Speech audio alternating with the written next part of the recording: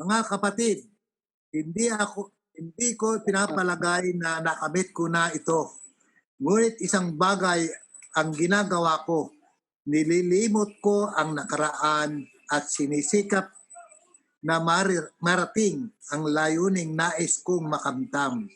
14. Nagpapatuloy nga ako patungo sa hangganan upang makamtam ang gantimpala ng pagkatawag sa akin ng Diyos sa pamagitan ni Jesucristo, ang buhay na hantong sa langit. Verse 15. Ganyan ang dapat maging kaisipan nating mga matatag na sa pananampalataya. Kung hindi ganito ang inyong pag-iisip, ipapaunawa yan sa inyo ng Diyos. Last verse, ang mahalaga ay pagpatuloy natin ang ating natutuhan. Okay. So, thank you, Jerry. At sa muli, ating tatalakayin itong napaka-importanting topic, no, or topiko sa Christian life. At ito ang growth, Christian progress, ang paglago, ang pag-unlad ng ating buhay Kristiyano. Kasi pares ng sinabi ko noon, hindi tayo dapat manatiling mga sanggol sa pananampalataya. Marami pang biyaya ang Panginoon na gusto niyang ibuhos sa ating buhay. Pero itong mga biyayang ito ay hindi natin matitikman, hindi natin maaangkin kung hindi tayo uunlad at lalago sa ating kaisipan, sa ating buhay Kristiyano, sa ating pananampalataya. Kaya ito ay napaka-importante because we do not want to miss the blessings of God. Kung sanggol ka, ang iniinom mo lamang ay gatas. Pero kailangan, kung gusto mong maging matatag, dapat dumating ang araw na ikaw ay kakain na ng karne. No? Kaya napaka-importante ang paglago sa buhay Kristiyano. Subalit, itong paglago, itong pag-unlad, hindi ito automatic. Kung ikaw ay mananahimik lang, hindi ka kikilos, wala kang ginagawa para lumago yung pananampalataya mo, ay mananatili kang sanggol. At hindi natin yan gusto mangyari. Kaya kailangan sundin natin itong ehemplo ni Pablo, sundin natin itong kanyang itinuturo. Kaya ilalagay ko sa screen, no? Ilalagay ko sa screen ngayon itong ating pag-aaralan, no? So yan, nakikita nyo nasa screen natin ang Philippians chapter 3, no? Verses 12 to 16. Okay, so reviewin muna natin ang napag-aralan na natin noon. So kung natatandaan nyo, napag-aralan natin itong mga hakbang na dapat nating alamin kung nais nating umunlad. Una sa lahat, dapat unawain natin, aminin natin na hindi pa tayo ganap. Hindi pa tayo perfect. Napaka-importante nito kasi kung mag-aakala tayong kompleton tayo, perfect na tayo, eh bakit pa tayo magsisikap, no? So, ang mangyayari niyan, masyado tayong magiging, kung sa English pa, complacent, no? Tatamarin na tayo na lumago o umunlad kasi akala natin ang lahat nasa atin na eh. Pero hindi. Sa buhay Kristiyano, marami pa tayong bigas na kakainin. Baguhan ka man o matagal ka na mananampalataya, lahat tayo kailangang umunlad. Kung si Florian pa, ang sabi niya, diretso lang. Kailangan diretso, huwag ihinto. Kasi itong buhay Kristiyano, ito ay parang marathon eh. No? Hindi naman ito pabilisan. Ito'y patagalan. Pero kailangan maabot natin yung finish line. At kailangan tayo'y hakbang ng hakbang. Step by step, patuloy ng patuloy. Huwag tayong hihinto. Kung madapa man tayo, kailangan bumangon tayo at patuloy ang paghakbang o paglakad sa daan ng Panginoon. So yun ang number 1. Napag-aralan na natin yan. No? Hindi pa tayo perfecto. Ikalawa, limutin na natin yung nakaraan, yung mga pagkakamali natin at mga kasalanan natin, especially nung kabataan natin, yan naman ay napatawad na ng Panginoon. Sana'y wag nang magsilbing hadlang yon sa ating paghahakbang, pag-uunlad bilang mga Kristiyano. Napatawad na yan ng Panginoon. Kung lagi mong babalikan, lagi mong iisipin, manghihina ka lang, madi-discourage ka lang. So, limutin mo na yon. Ang isa pang bagay na dapat iwan mo sa nakaraan ay yung mga bagay na naabot mo na. Kasi kung ikaw ay, ang tawag dyan sa English, if you will rest on your laurels, or kung ayun nga, kung may naabot ka na, marami ka nang narating, marami kang na-accomplish, kung titigil ka lang dyan, sa muli, hindi ka na sisikap na umunlad. So, ang lilimutin natin, ang iiwan natin sa nakaraan, yung mga kasalanan natin, wag na nating balikan. At yung naabot natin, okay na yun, naabot mo na yun, pero patuloy pa rin.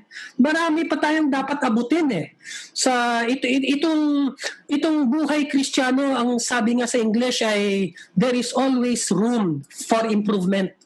Hanggang kamatayan ito. Walang katapusang pag-unlad, walang katapusang paglago. Kung kaya, ang pag-aaralan natin ngayong hapon na ito, itong number 3, we must press on. Yan. At ang ating pag-aaralan, itong verses 12 at verse 14. Babasahin ko muli ang verse 12. Sabi dito, not that I have already obtained this or am already perfect, but I press on to make it my own because Christ Jesus has made me His own.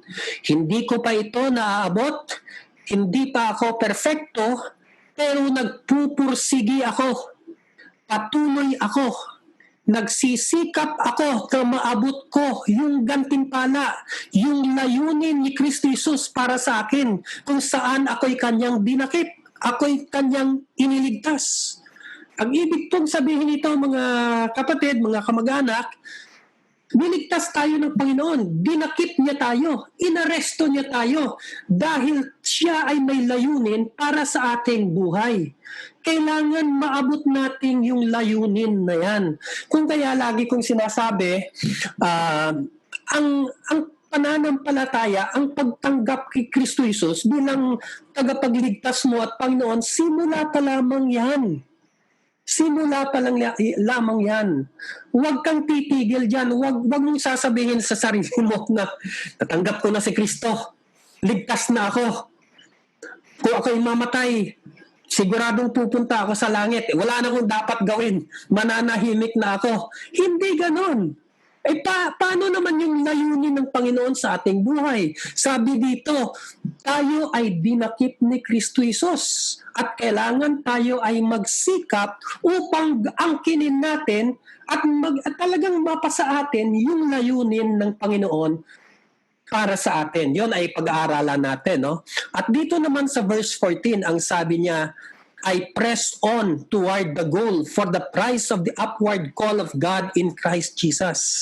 Nililimot ko ang nakalipas at ako ay talagang nagsisikap patungo sa kinabukasan. Talagang ako ay nagpupursige. Mamaya ipapaliwanag ko kung anong ibig sabihin itong straining forward at press on. No? Pero ako ay nagpupursige upang aking kamtan, marating, maabot, makuha ang gantimpala, no? Kung saan ako'y tinawag ng Panginoon patungo sa langit. Yan. Aalamin natin mamaya kung ano itong gantimpalang ito.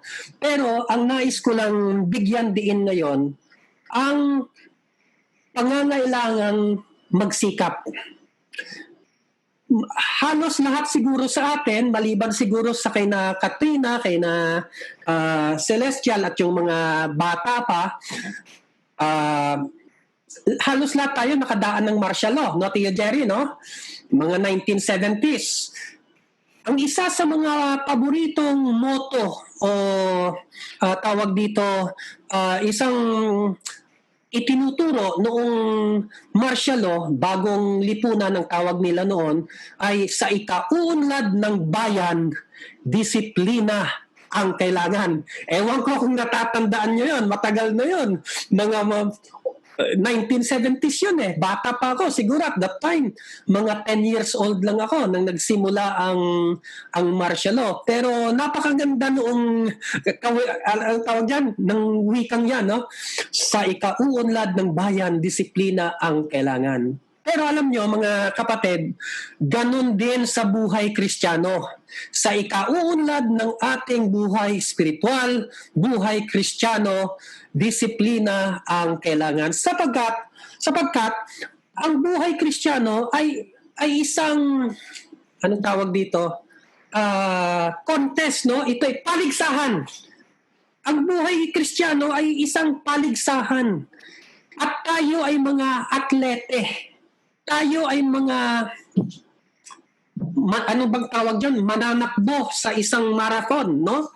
At kailangan, kung nais mong marating ang finish line, kung nais mong magwagi, sabi ko nga, ang marathon, iba-iba ito sa sprint, ha? Ang sprint, pabilisan. Pero ang marathon, tatagalan, endurance. Ang importante, maabot mo yung finish line talaga. Okay.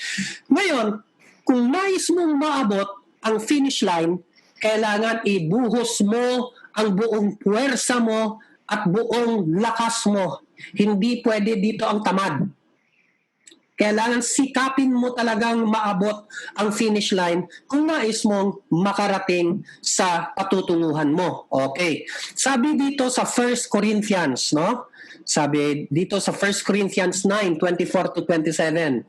Pakinggan po natin ang sinasabi ng banal na kasulatan. Hindi nyo ba alam na sa isang paligsahan, lahat ng mga mananakbo, tumatakbo. Pero isa lang ang nakakatanggap ng gantimpala. Dapat tumakbo ka na ang layunin mo, talagang makamit mo yung premyo. Bakit ka tatakbo kung wala ka namang layunin na matanggap o maabot yung gantimpala? Lahat ng mga atlete, nag-e-ensayo ng pagpipigil sa sarili sa lahat ng bagay. In other words, disiplinado sila. Hindi sila nagdibisyo. Talagang maaga pa lamang, gumigising na sila kahit antok na antok sila para sila mag-ensayo. No, di ba? Tapos, kahit hanggang gabi, patuloy pa, kahit hirap na sila, pagod na sila, pero dahil nais nila, hangad nila na talagang magwagi, manalo at makamit yung gantimpala, sige, kahit pagod na, ensayo pa rin. Ha? At itong mga atlete nito, ang gusto lang nilang matanggap itong mga temporaryo na mga gantimpala na nawawala din. Pero tayong mga Kristiyano, ang gantimpalang nais nating makamit ay isang gantimpalang walang hanggan, no? Hindi nawawala. So, kaya ang sabi ni Pablo, kung ako'y tumatakbo, talagang konsentrado ako. Hindi ako tumatakbo dito o diyan. Kung kay Florian Paubuli, diretso-diretso ang aking pagtakbo. I do not run, narito tayo sa verse 26, I do not run aimlessly. Talagang ang pagtakbo ko ay diretso. Hindi ako lumiliko sa kaliwa. Hindi ako lumiliko sa kanan. Diretso. Bakit? Gusto ko maabot ang gantimpala. Gusto ko magwagi. Gusto ko manalo. Ito'y paligsahan. Tapos sabi niya, hindi ako sumusuntok sa hangin. Kung ikaw ay boksidor, nasa ring ka, ang sinusuntok mo ay ang hangin, hindi yung kalaban mo. Paano ka manalo? Ibig sabihin, seryosohin mo ito. Itong ating buhay Kristiyano, seryosohin natin. Kung tayo ay boksidor, siguraduhin natin na talagang ang tawag dyan, talagang hit mo yung dapat mong suntukin. Ha? Yan ang buhay Kristiyano.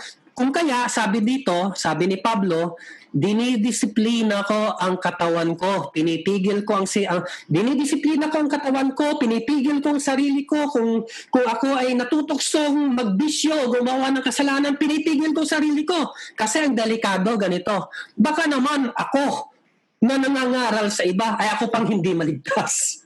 Ako pa ang hindi makarating sa langit. Ako pang hindi makatanggap ng ganti. Ay napakalungkot naman noon. Ngayon, nais ko lang okay, balikan natin yan. Medyo may isang bagay ako dyan na gustong ipaliwanag na kasi baka malito kayo dyan. Hindi ko muna yan pag-uusapan, no? Mamaya na lang. Pero punta tayo dito sa 2 Timothy, chapter 2, verses 5 and 6. Itong sabi ng Panginoon sa kanyang salita. Ang isang atlete, kung hindi siya nakakatanggap ng corona, kung hindi siya talaga tatakbo, kung hindi siya lalaban ng wasto, at kung hindi siya tatakbo ng wasto. Okay. Sabi dito sa verse 6, ang magsasaka na talagang nagsisikap, siyang makakatanggap ng ani. Ay yung nagsisikap, ang magsasaka na talagang masipag, nagsisikap, at talagang kanyang inaalagaan ang kanyang lupa upang ito ay magbunga ng mga dapat niyang anihin, siyang una na makakatanggap ng mga aanihin. Okay. Anong leksyon dyan? Kung sa English pa, no pain, no gain. Kung wala kang paghihirap, kung wala kang pagsisikap, wala kang aanihin. Ganon din po sa buhay Kristiyano. Ngayon, balikan po natin itong straining forward sa verse 13. Tingnan nyo pa ito. Sabi diyan, straining forward to what lies ahead. Limutin natin ang nakaraan at magsikap tayo upang ating marating ang nasa hinaharap. Okay. Itong straining forward, kung sa Tagalog pa ang ginagamit kong salin ay ang pagsisikap o pagpupursige. Sa English, ang ibig po sabihin nito ay talagang ibinubuhos mo ang buong lakas mo. Kung ikaw ay tumatakbo, talagang lumalabas na yung mga ugat sa liig mo dahil sa tindi ng puwersa sa tindi ng puwersa na ginagamit mo para lamang manalo. Yun ang ibig sabihin ng straining forward. At ito namang kita niyo itong verse 14 ay press on. Itong press on, ang ibig pong sabihin nito, may hinahabol ka na kailangang nasa unahan mo.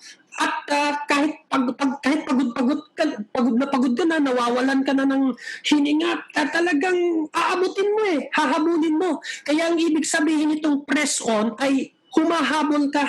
At hinahabol ko yung gantimpala. Hinahabol ko ang buong lakas ko, ang buong puwersa ko, ibinubuhos ko para lamang maabot ko yung hinahabol ko. Ano po ang aplikasyon nito sa atin? Ang aplikasyon po napakasimple. Sa ating buhay Kristiyano, tayo ba'y nagsisikap? Tayo ba'y nagbabasa ng ating Biblia araw-araw? Tayo ba ay nananalangin araw-araw? Siniseryoso ba natin? O tayo'y tinatamad?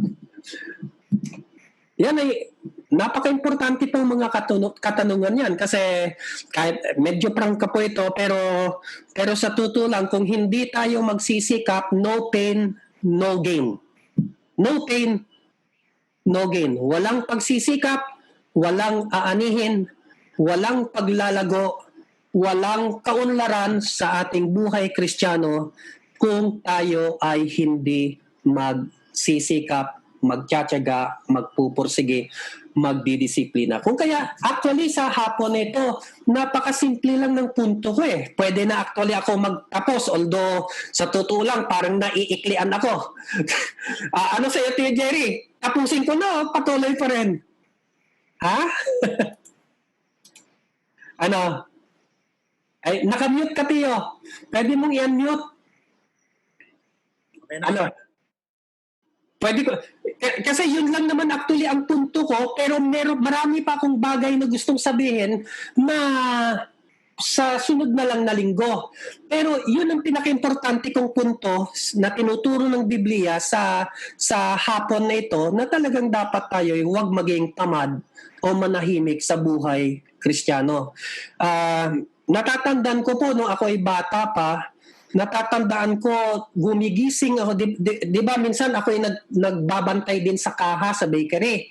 Di ang mga bakery, alam nyo naman, tayo ay gumigising mga alas 4 pa lang sa umaga, nagbubukas na tayo ng bakery, alas 4, alas 5. Natatandaan ko, ako ay gumigising alas 4, tapos bago po magbukas ang bakery, nagbabasa na po ako ng Bible. Maagang-maaga pa, nagbabasa na ako ng Bible. Parang tama-tama lang, pagkatapos ko pong magbasa, bubukas na yung bakery, saka magbabantay na po ako sa kaha.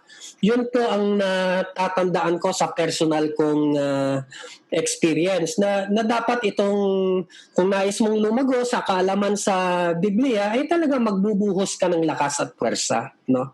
Talagang magsisikap ka. Hindi ka lalago kung ikaw ay mananahimik ka lamang. Ang isa nga palang gusto kong idagdag, no? Medyo maikli lang itong ating Bible study. Kung ako lang ang hayaan, aabutin ako ng 1 oras dahil napakarami nating dapat matutunan. Pero ito napag-aralan na natin, pero nais ko lang tawag dito, ipaalala sa atin. Itong sinasabi ni Pedro, ni Apostle Peter sa 2 Peter 1:5-8. Sabi niya, make every effort to supplement your faith. Gawin mo ang lahat ng makakaya mo upang idagdag mo sa pananampalataya mo ang bertud, ang kaalaman, ang pagpipigil sa sarili, ang pagpupursigi, ang pagkabanal, ang pagmamahal, at ang pagdadalamhati sa kapatid. Kita nyo, ito napag-aralan na po natin. Pero kita nyo na ang pananampalataya, simula lamang yan ng buhay Kristiyano. Kailangan marami ka pang idadagdag. Itong bertud, itong kaalaman, ang pagpipigil, ang pagmamahal. Ang ibig pong sabihin niyan, itong mga bagay na ito ay hindi automatic. Wag nating sasabihin sa sarili natin, ay natanggap ko na si Kristo, Christian na ako, magbabago na kaagad yung buhay ko. Nagbago ka na nga, pero simula pa lang, seed pa lang niyang nasa iyo eh.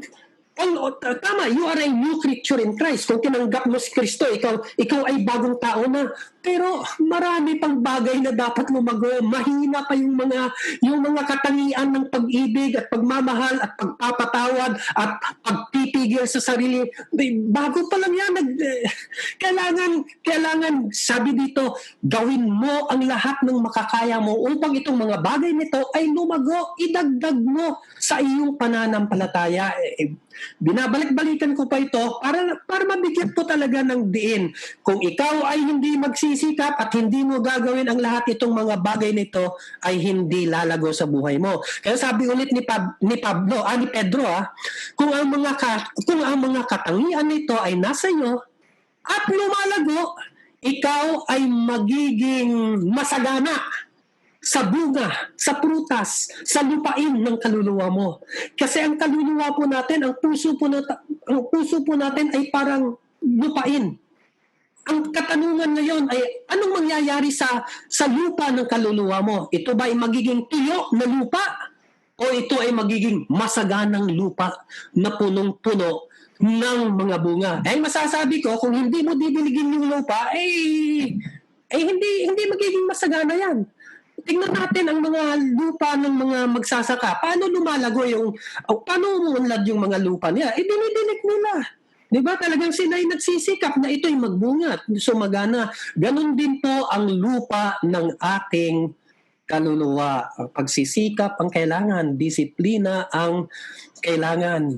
Ay, ito na, isa na. Tapos dito na lang muna ako magtatapos. Sa sunod na lang ang iba. Sabi dito sa 1 Timothy 4:7, dito ako magtatapos. Napakaganda nito. For while bodily training is of some value, godliness is of value in every way. Train yourself for godliness. Tayo nga, gusto nating alagaan ang ating katawan. Kung kaya tayo pumupunta sa gym, nag-iensayo tayo araw-araw, talagang nagpapakahirap tayo sa pagpunta sa gym para gumanda at lumakas ang ating katawan, paano naman ang ating kaluluwa? Liit, di ba? Ikaw, bago nagka-COVID, lagi kang nasa gym, di ba? Kapatid? Kaya maganda ang katawan mo, lagi kang nasa gym. Pero ang tanong, okay naman yan. Okay naman yung ating inaalagaan ng ating katawan. Pero paano naman ang ating kaluluwa? Lumalago ba? Umuunlad ba ang ating kaluluwa? Kung gusto nating umunlad ang ating kaluluwa, katulad na nag-e-ensayo tayo para sa ating katawan, sabi dito, mag-ensayo ka para sa kabanalan.